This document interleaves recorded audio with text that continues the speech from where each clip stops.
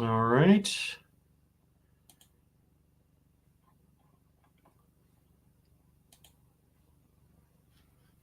Hit mute on Facebook. There we go.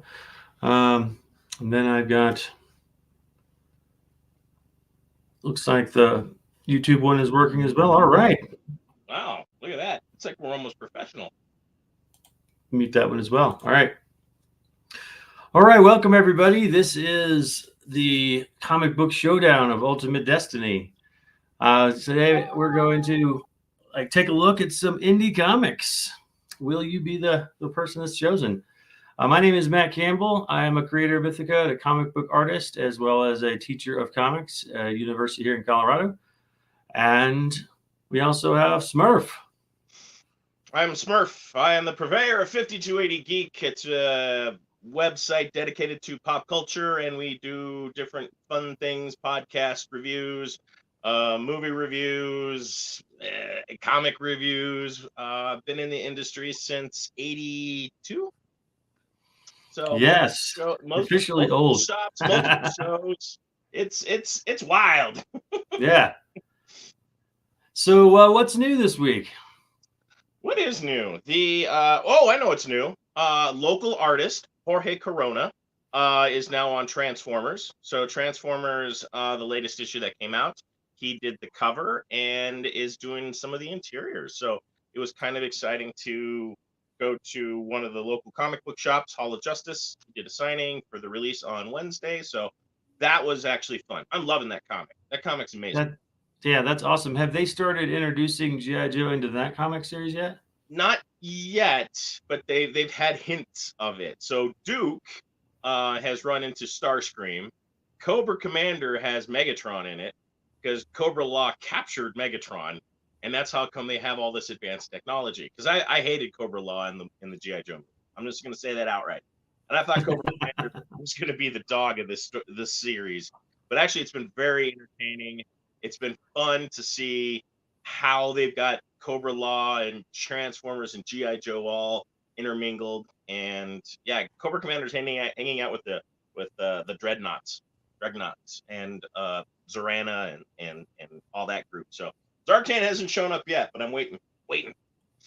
Awesome. Well, I didn't even know about the Transformers and the local artist thing, so sorry I missed that. I got a signed copy for you just in case. Right on. Well, I do have, like I said, the Cobra Commander #1. I do have this G.I. Joe #1 that I'm going to read and try to catch up. And then I think I've also got, a G.I. Joe. What is this, #3? Which one? Let me see. Yeah, that looks like #3. So I'm missing 2. But I'm excited to get back into G.I. Joe. It was definitely the thing that got me really into comics as a kid. Yeah. So this week for me, one big thing, I finally got my taxes done. That was not fun. But on the positive side, we did get approval on Kickstarter for Mythica issue 9. So I'll have the link up to that in the comments below a little later for how you can sign up to get notified when we launch. Currently, we're planning to launch around April 23rd, so just around the corner. We may push that back a week, or not 100% sure yet. Mostly it's just about finishing touches on some of the tiers and rewards and things like that. Got some great covers in the works, including a cosplay cover. I think what's going to happen with the cosplay cover is that it's probably going to end up showing up into the Kickstarter after Kickstarter already starts. So it'll be an incentive to come back. It'll be in the items list. So if you've already backed the Kickstarter, you can go back and add that on when it appears, and it gives people a reason to come back and check it out. Because I've seen some of the photos, but the person who took the photos went down to Texas to take pictures of the eclipse, and I don't know if they're going to be back and have them all edited by the time the Kickstarter launches. Got picked up by Zorp. Maybe. I did like, and speaking of your covers, you sent me a proof that you were working on. Yeah. And before and the after, and I have to admit, I liked the after simply because of it added to the environment. Because the first one was just kind of like, it almost looked like it was midday. And the shadows and everything that went with that cover didn't seem to like line up.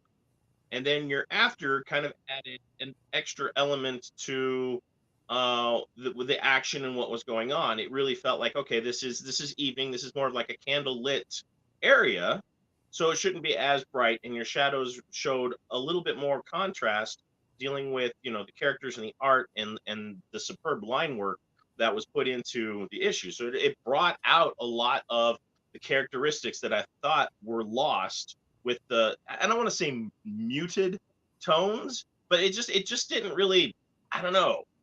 Well, to be honest with you, as the dark one. Yeah, to be honest with you guys, and for those of you that have no idea what we're talking about, this is the one of the main covers for Mythic issue 9 that just got turned in with those edits to me. I just need to put the dressing on it, so it's not quite ready to show. But the interior artwork of Mythica has some more muted tones because it's a comic that takes place in World War I. It's a dark fantasy. And so we wanted to reserve the really bright colors for things we want your eye to really go to. But so the cover was colored by the same person who's doing the interiors, and he colored it kind of in the same way because it was just very similar to a scene in the book. And on a cover, it just needed that little extra punch to really have higher contrast. So that's what we were working on. That's what we were talking about. And so now it has, some more vibrant colors, some more contrast because of those colors. And I'm looking forward to seeing it on the cover. So we got that one. We've got a really sexy Riley cover, which I will be showing very soon on the Action Line page. And then we've also got, like I said, the cosplay covers. So it's gonna be a good campaign, I think. I think so. I'm excited to see how it goes. Hopefully, with some of that campaign money, I can buy a new stand for my camera and maybe a new web camera. I don't know if you noticed or not, but I'm on a standing table right now. And I've got one of those like flexible arms holding the camera. Yeah. And if I breathe wrong, I get all this vibration. So I've got to like really lightly touch the keyboard. And so I want to figure out a different setup for my camera. Because I do want to do these every Friday. Opportunity for you guys to get backed. So let's talk about what we're doing. So the idea behind this show is to choose one person to back today as an indie comic creator. So what we've done is we had a post up on the Facebook Action Line Studios page for people to post their link. That post is currently taken down. And so as soon as this show's over, I'll post a new one and you guys can post up stuff there. I might find a better way to do that, but that's how I'm doing it now. So I don't have to dig through a bunch of old stuff. And so that people don't get confused and put it on the wrong post, that kind of stuff. Well, I want to give everyone a fair chance. So if we've picked you this go around, we don't necessarily need to pick you on the next go around. Well, yeah. In fact, I actually put that in the description of this show. If you go to the live stream shows, it says in there, if you're chosen as one of the 3 for this week, then you can't enter again. But if you weren't, then feel free to try to enter again in the upcoming weeks. Most campaigns only last for a couple of weeks anyway, so you might have a couple of tries to get on the show. But we can't back everybody. So this is all based on fate and destiny. Oh, serendipity at its worst. So what we've done is we've taken those names and we have put them on the wheel of destiny, which I have right here. Okay, let's see how I want to arrange this. There we go. And so this week we have Marks, A Tale of Survival, Venus Rises, Children of the Night, The Fog Within, Annabelle, The Matriarch, and Proctor. Some of the posts, some of the campaigns that were posted were already closed by the time we launched today. So when you post for your streams, understand that we can only get between 1 week and the next. So we do the best we can. Someone says, what's the best way to choose colors for your characters? I have such a hard time figuring out colors for mine. That's an interesting question. I assume you're meaning the costume and not the skin. But maybe you are. I don't really. I think that's fair. I think that's a fair question.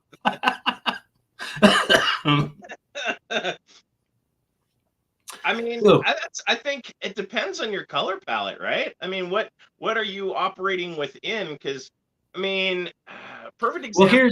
Well, here's how I describe it to my students in the concept design class. When you're designing a character, the first thing you want to look at is them as an individual and what about them, their clothing, their costume represents who they are as a person. So that we can get as much information about that character before they even speak. So when you look at heroic characters like Wonder Woman and Superman, they're using the prime colors, the primary colors, because they are the best at those things. So blue is generally a color associated with trust and loyalty, and red is a color of action, which is why it's the brand color of Actionland Studios. So in order to choose a color for your character, it's often helpful to understand color meanings and how they associate to who your character is. Then secondly, you want to contrast that with the other characters and make sure they're not all the same color so that they stand apart on the page. And that's generally how we go about choosing those colors. But thanks for the question. The Out of Touch one is the name of that person. And let's see. I have a couple other notes on here. What's up from DMW Comics and the Bad Rabbit crew? What's up? He's sad he didn't make the wheel, but there's always next week. Yes. Or, I mean, hopefully your campaign hasn't ended. But if not, I'm sure you'll do another one. And we're going to try and keep this thing going. Yep.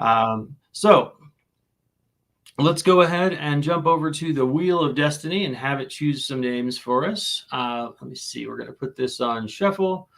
And then we also want it to remove once one has been chosen. I know there's a way to do that somewhere. Advanced mode. Oh, the advanced Wheel of Destiny. I don't know what that is. Look at that. That's just fancy. I know. Let's just try it once and see if it takes it off on its own. Let's go with shuffle and see who we get. Let's just shuffling the names. Oh. Click to spin. You have to click the wheel to spin. Yeah. I was looking for the actual remove a name after it's been selected button. But all right. I'm sure it'll be smart enough to do that. The first one is Proctor. All right, congratulations. I'm going to go ahead and pull that up from here. I had to actually click on these to make sure they were live, but as soon as I saw they were live, I just backed back out, so I didn't see as little as possible about the campaign. All right, so it does not automatically remove that, so I'm going to take that one off. Let's hit the next one. We'll shuffle that just to be sure. Next up, we have Marks, A Tale of Survival. Well, I can tell you that just from the name, there's the remove button right there. Just from the name, it does sound intriguing. You got my attention. Yeah, make sure I have that one on my on my list. I mean, that sounds like an image title waiting to happen. I think it's farther back, so I might have to pull that one up in a second. And third and final. Yep, let's go to the third and final one. Oops. And third and final one is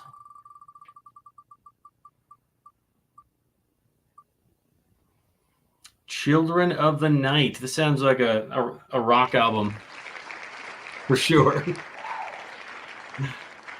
All right, let's see if I've got that one. For Rat to do a power ballad.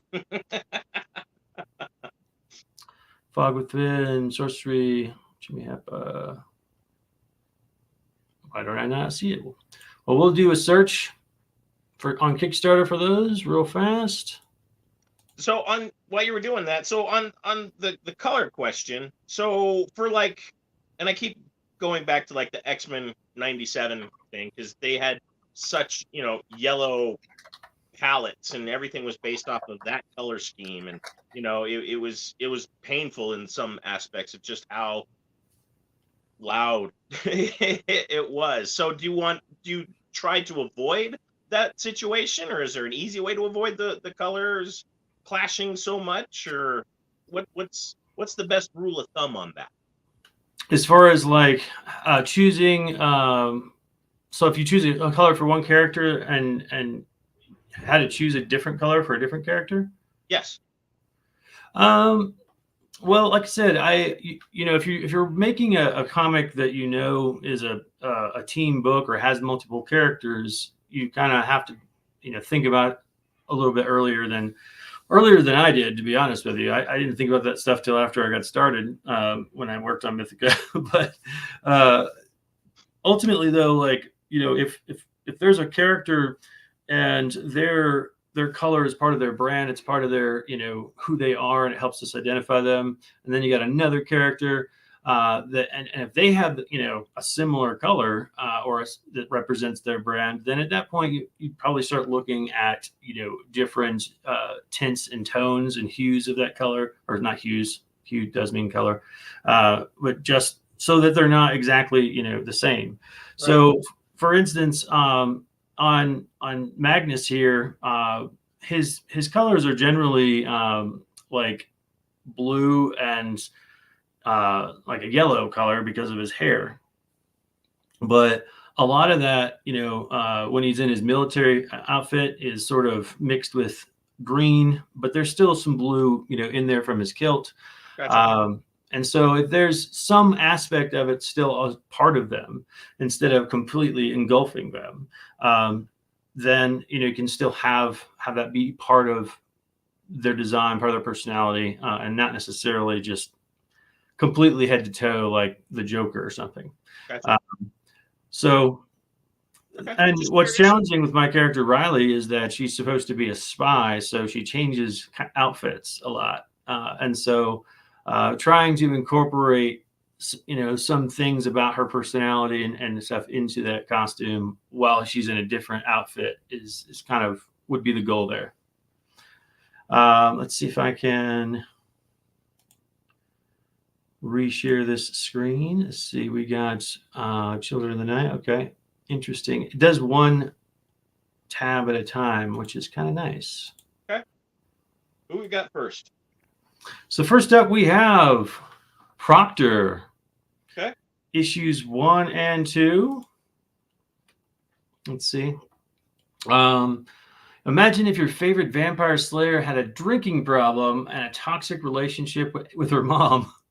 Now ask her to save the world. Wow. All right. So many red flags. So all right. Right out of the gate, I'm hooked. I like the fact that the character's fighting their own demons and then put in charge to go fight others. I like that. That's a great idea. All right, yeah. We got this nice cover here. Looks like they've already hit goal, which is awesome. That's impressive. They've got 5 days to go. Over here on the announcements, Proctor's a perfect blend of new age storytelling, magic, and monster hunting. From Beyond the Cape. I was immediately drawn in. The characters all feel very familiar while still being new. This is good stuff. That what's the word I'm looking for? We talk about it when we build websites and apps, but like giving it some legitimacy. That's the word I'm looking for. Right. Yeah. So let's take a look at this video and see what it tells us. You hearing that okay? Yep. Got a nice little traders theme to it. I like it. Okay, kind of a retro throwback. Just so you know, I can barely hear you when the music's playing. So.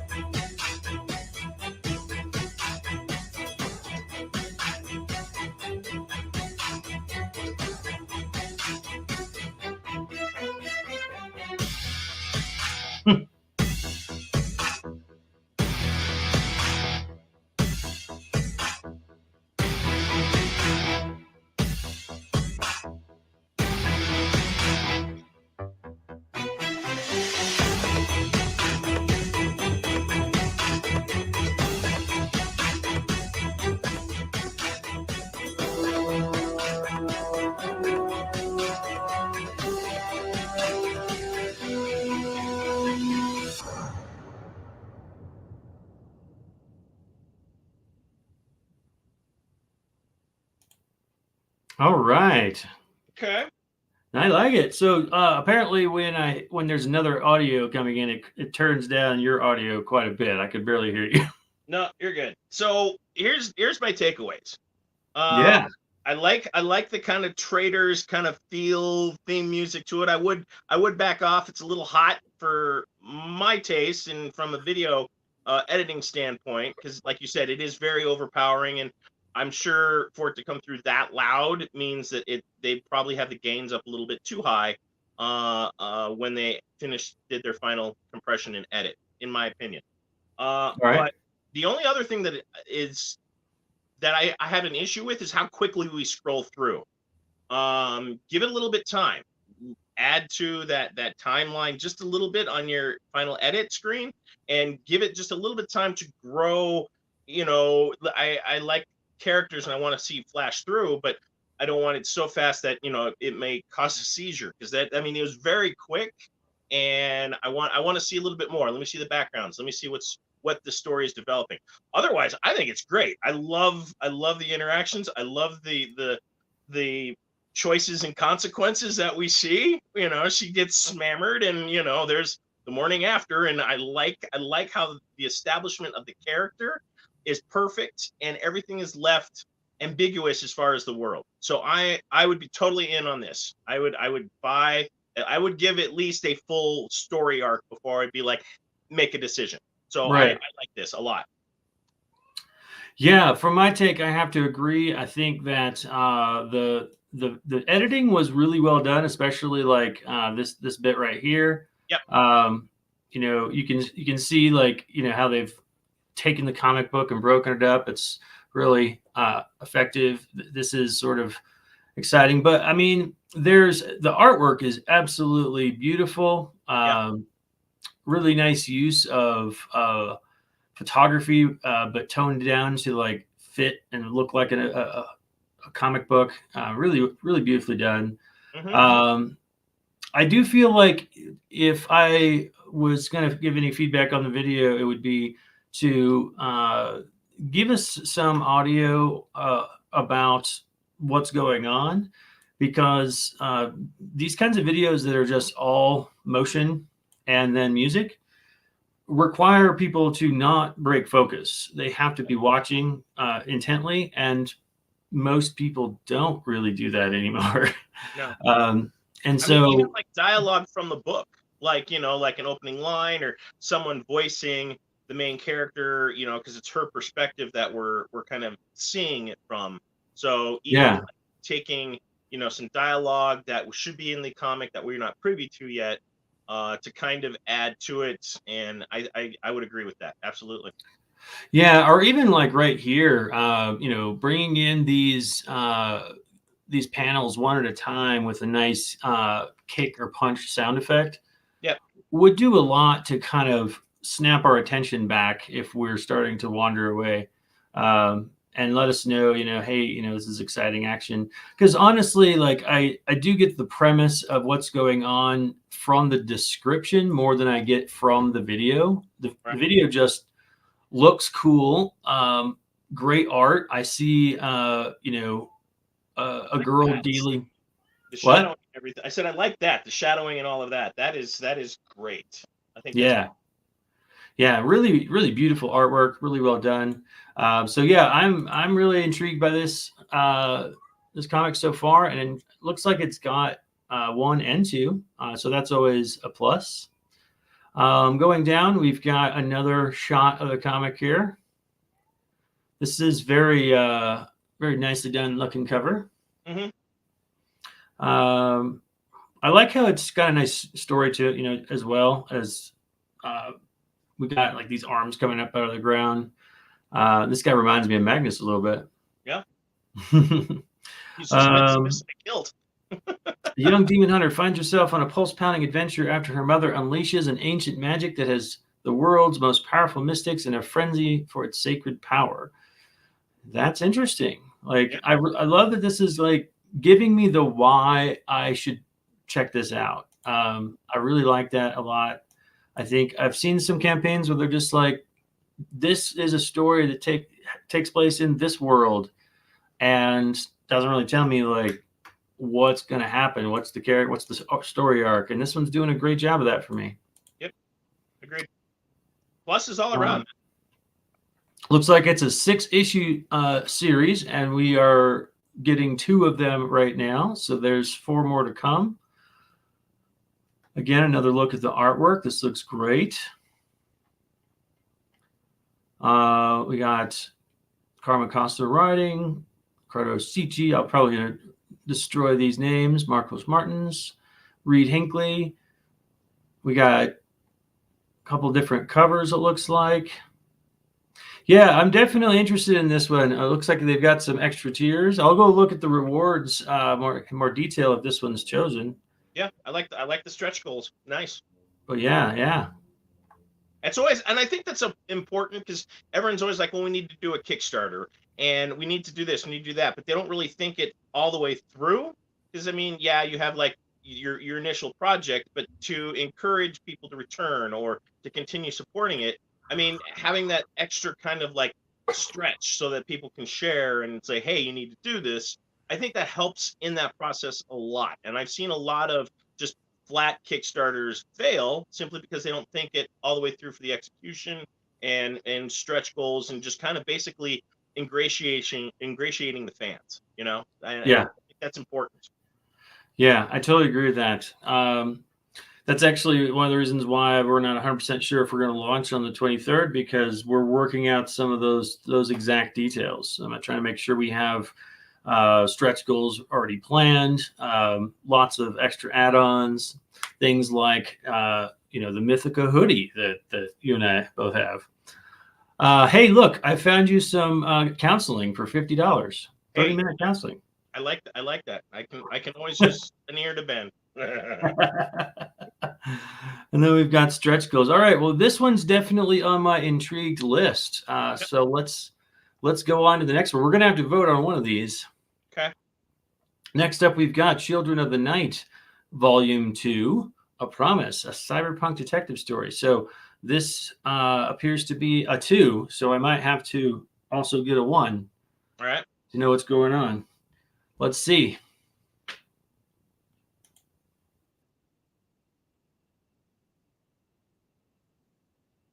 I do like shirts. Shirts part of a stretch goal. I mean, it's simple. It's easy. I just remembered that it's sharing one tab at a time, so it wasn't sharing what I was looking at. I was like, hey, I'm enjoying this. Wait, no one else is seeing it. So let's share this screen again. Children of the Night.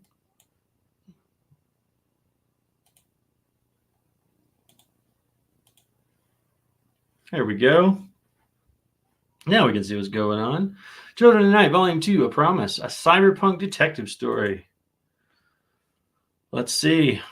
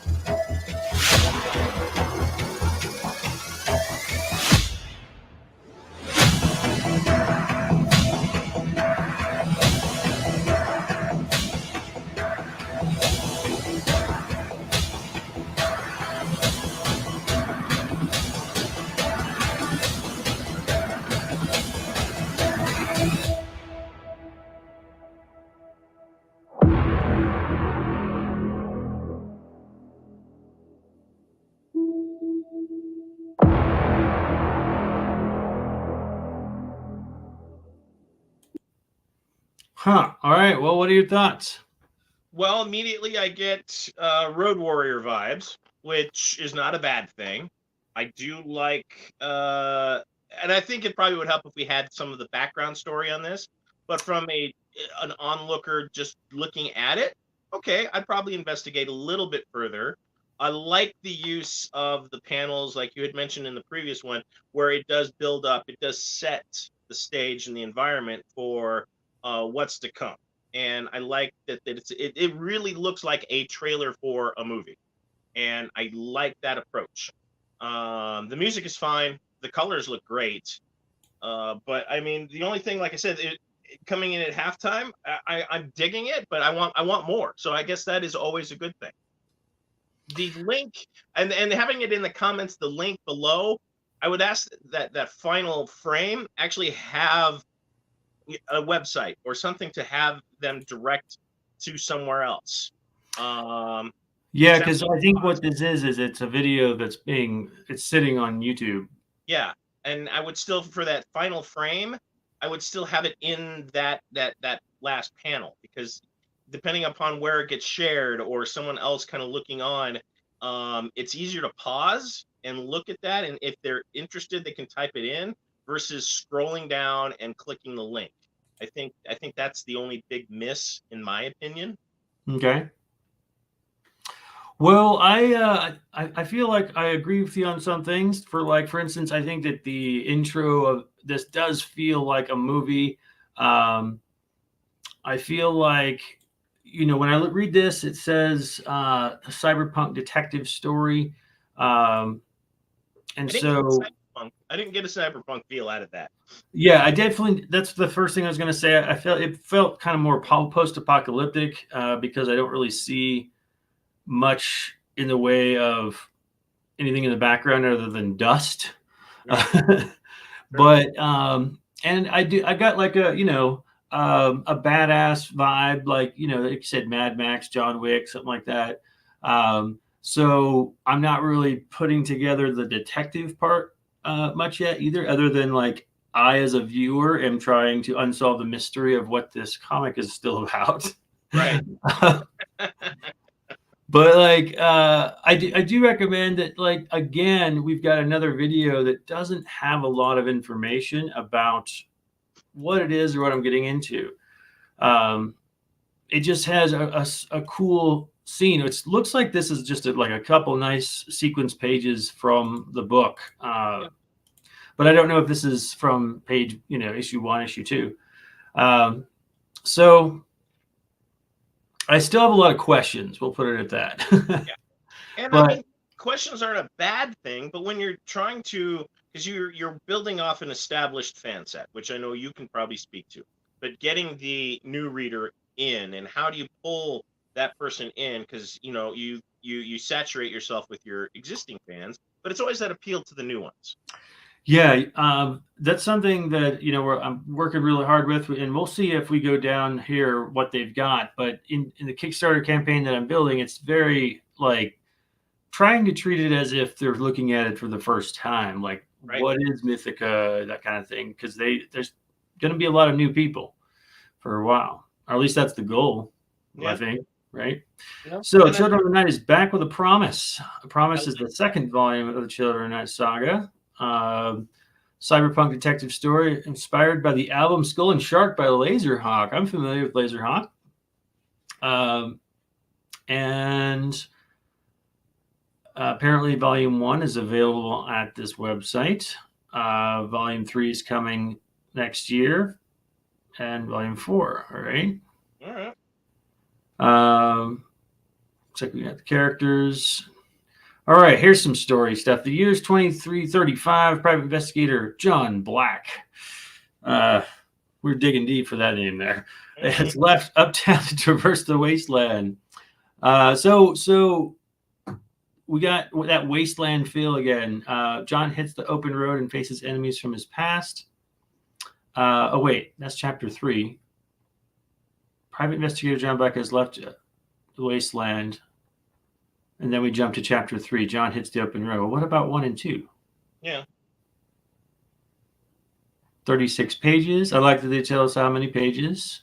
Some more shots here. Another trailer. Add-ons, poster, some cool stuff. I like how they've got a variety of different stuff. This is this style looks familiar. I can't put my finger on it. I don't know who Erwin Arosa is, but this style, it almost has a little bit of who's that really famous artist that did the pencil work, poster work for like Indiana Jones posters. I can't remember his name, but it has that kind of feel where he's got like pencil drawn highlights in here. It's really nice looking though. Let's see. We have who's the players are. Drew Struzan. Drew Struzan. Yep. Yeah, that's what that made me think of, which is a compliment if you don't know who he is. He's like an amazing artist. Got another, so that's a third trailer I've seen on this Kickstarter, third video. I'm really not okay. So there's the first. Okay, so everything up to this point has been Wasteland. That trailer right there is the first that we see of like Mega Tokyo or whatever city that's supposed to be. I'm still not getting the cyberpunk. I'm getting more of like you said, post-apocalyptic spaghetti western style story, and maybe that's by design. As you get further out, maybe you get further away from the cyberpunk. Billing it as a cyberpunk, I would think that there's more, especially even like when the face-off that I saw with, like, I guess it's the sheriff, I would expect him to be more cybernetic than human. Yes, I agree. I think there's a little bit of cyber look right there. Oh, hey, chapter 1 and chapter 2 are down here. So they're buried? Yeah, so I believe, if I'm understanding this correctly, that this is a Kickstarter for chapter 2. Yes. So chapter 1 says, introduced to private investigator John Black. This feels like post-apocalyptic. I see destroyed buildings back there. His assistant comes up upon his desk, disappearance of homeless children. In chapter 2, follow John as he digs further into the case, determined to find the children. He goes through drastic measures for a hoped solution. And this one feels more like cyberpunk. So those two don't exactly go together to me, but all right. So this is pretty much it for this particular one, Children of the Night. So that's our second one. And then what was the I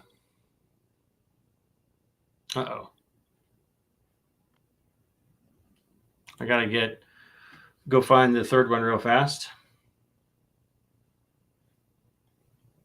And by no means are we experts in Kickstarter. I think Kickstarter is basically a I don't know, it's its own little animal. I mean, you catch a person at the right time that sees something that catches their interest, and there's no right or wrong. We've just had a lot of experience with this since it started and to its current iteration. So we'd be always open to other questions and things like that about your Kickstarter, and anything we can kind of do to help you, we would absolutely be open for. It's just we want, on the artist community, we're always trying to push that bar, that level up, to make everybody successful. And we hate to see projects fail, and it's heartbreaking sometimes, because you see something, you're like, that should hit, and it doesn't, and there's a dozen different reasons why it doesn't. I am not finding this other Kickstarter. We may have to go back and get another one. All right. Um, Did it close out, or did they pull it? I'm just not finding it when I look for it. So. All right. Well, sorry to hear that. I know. Yeah, we don't know what happened, but let's do a quick spin. I'll remove this one real fast. Maybe.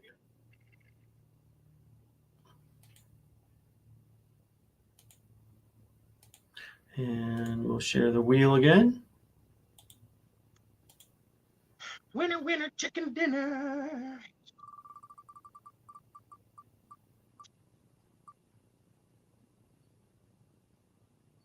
The Fog Within. All right. All right. I know that. I know that. It's called Jack Daniels. All right. All right, here we have it. The Fog Within. As Hunter learns of the fog, the rebels attack the regime in this mysterious future. G.I. Joe meets X-Men in the apocalypse. All right. All right. Let's see what we got here. Looks like they have also hit goal with 7 hours to go. Ooh.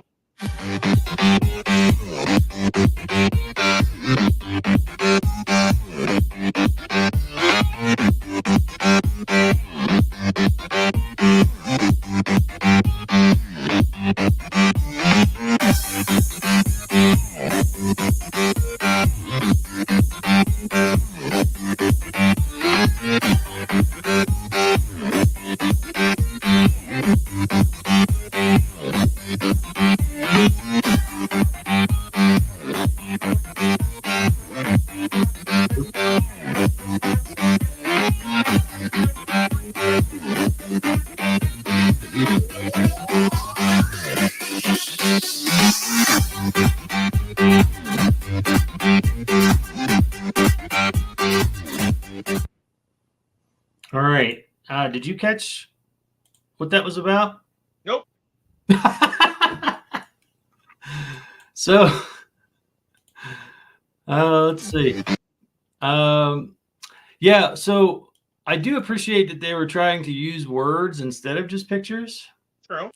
But there's a very fine art of word editing so that people's eyes don't have to jump around. If you've got something happening on the screen and then you have words, coming in over here, we can't look at both things. So you want to have something happening and then have the words come up in the same place that our eye was just at, so that we get to it. Because in some cases they had the lettering down here, and then in the next shot it would jump up to here, and by the time you found it, it had already moved on to the next thing.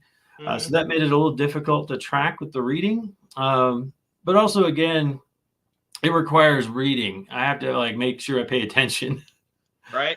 And I mean, you can even do like a reverse where you open your frame with the text and bring in the art as the text fades out. That'd be kind of a nice crossfade. And it's easy enough to do. But you're right. I mean, having to read, if I'm not paying 100% attention, I'm gonna feel I missed something, and I have no idea what's going on, and I'm kind of and the colors and the art style is not my thing. The anatomy was a little off, and that kind of bothered me in some of the frames. So I mean, it looks solid, but I don't know if it's for me is my thing.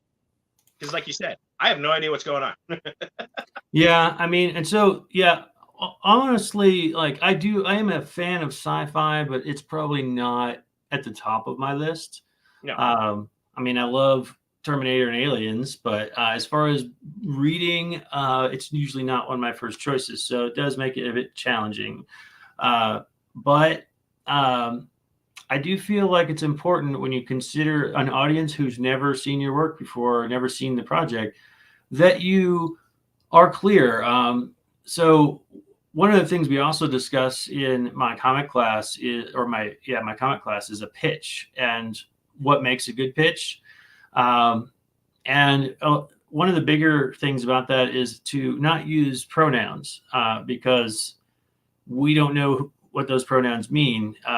And so when it says, as Hunter learns of the fog, I don't know who Hunter is, and I don't know what the fog is.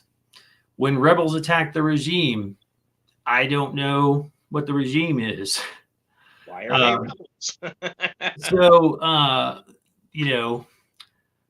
those things leave it really vague. So, what is this story really about? If it's about a guy trying to save the princess from the rebels, then I can understand that.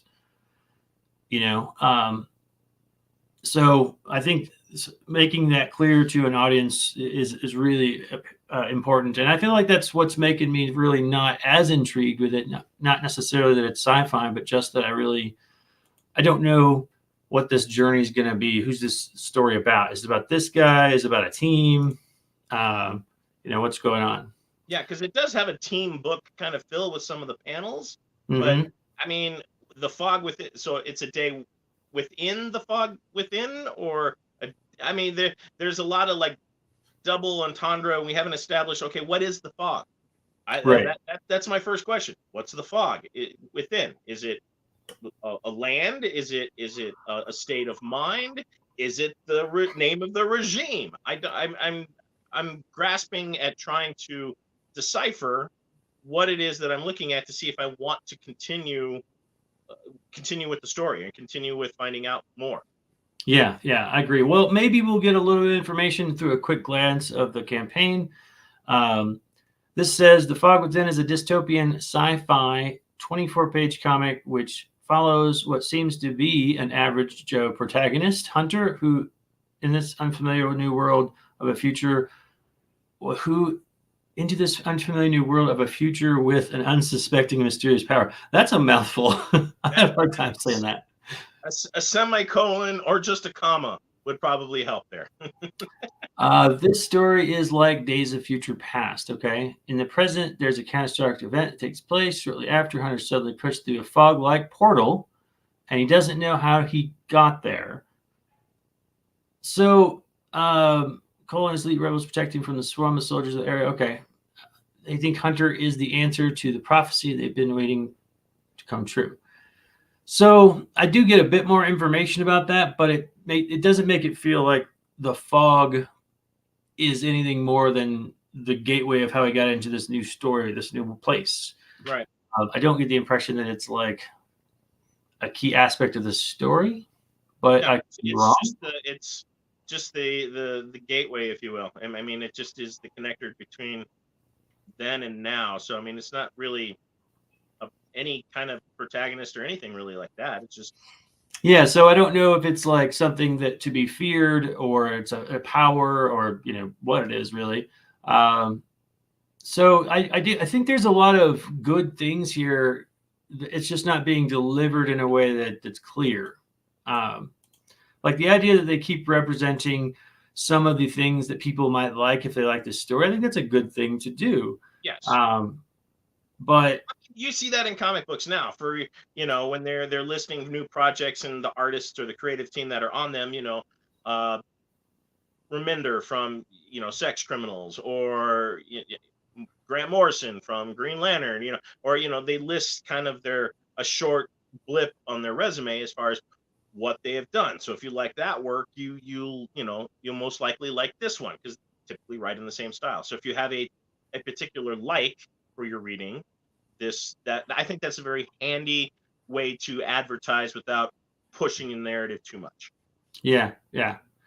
I do like that they're like, this is almost complete, so it lets people know where they stand on it. So it's a lot of good stuff here. I like the stretch goals. The stretch goals are good. Those are rewards. Yeah. Drawn in, add-ons. There's a lot for thinking that out and getting. I mean, I like that whole layout and that splash page showing what's capable. I like that a lot. That's some very good forward thinking.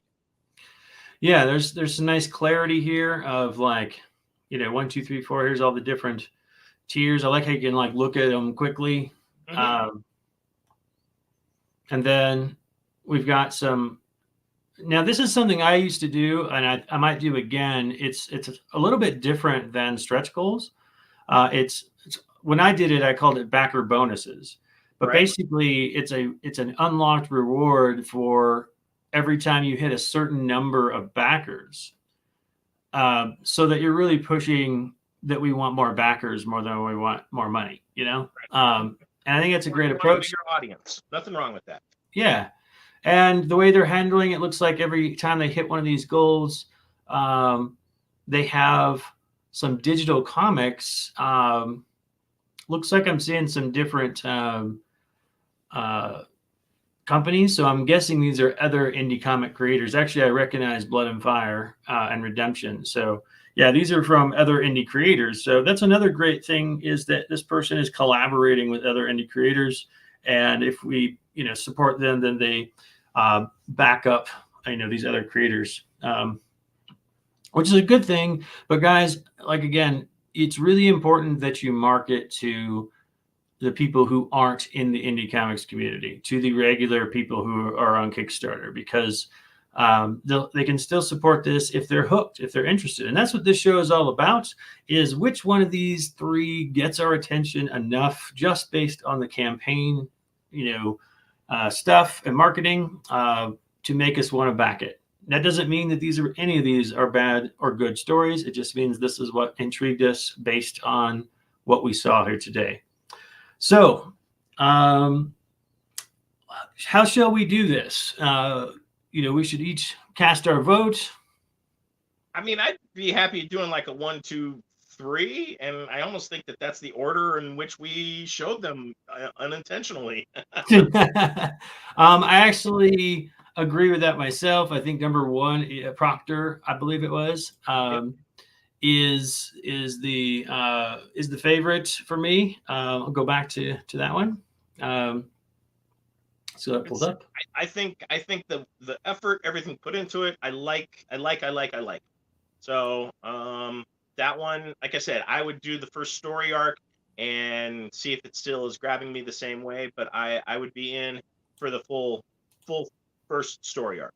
The second one, I think I would have to go back and see chapter 1. I mean, that it raised enough questions that I'm curious, that I want to go back, I want to see. And in that situation, I would only say put your link for the first chapter like right underneath that trailer. If you're looking to catch up, boom, hit this so they can go buy that and then continue with your Kickstarter stuff. And then third, I don't know, it didn't grab me as much, and there's too many ambiguous things for the story. The Kickstarter itself is great. I love the stretch goals. I like the everything that they're doing, the splash pages, the quick scan, all of that is great. It's now a preference of story, and I think it could have been represented just a wee bit better.